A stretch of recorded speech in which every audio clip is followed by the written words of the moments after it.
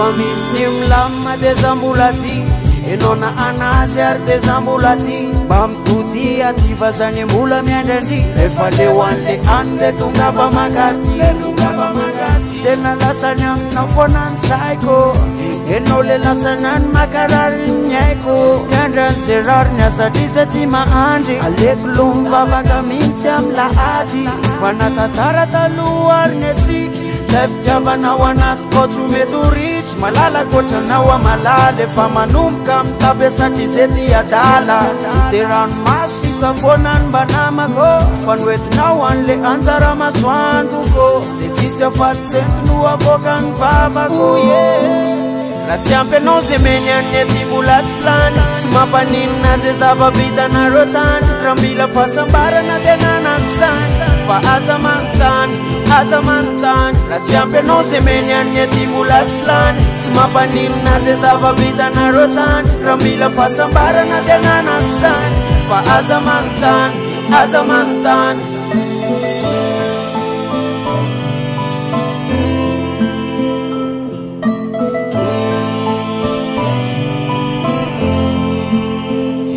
vodonany lela rehefa misy tsy ampy anazy miaina tsisy andrio hatramy sotro tisikopazy resaka matotra zany fatsifatsifazy atsangako ny tanako mba sanina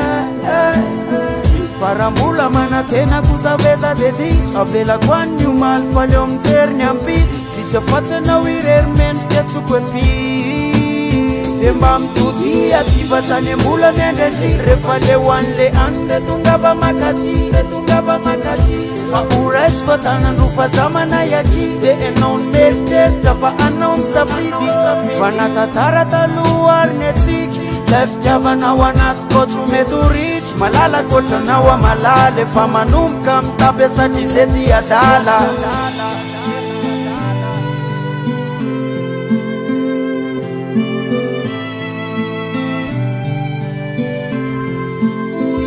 raha tsy ampy anao ze meny any aty mbola tsy lany tsy mampaninina ze zava-bitanareo tany raha mila fahasambarana de nanakosany fa aza manontany raha tsy ampy anao ze meny any aty mbola tsy lany tsy mampaninina ze zava-bitanareo tany raha mila fahasambarana de nanakosany fa aza manontany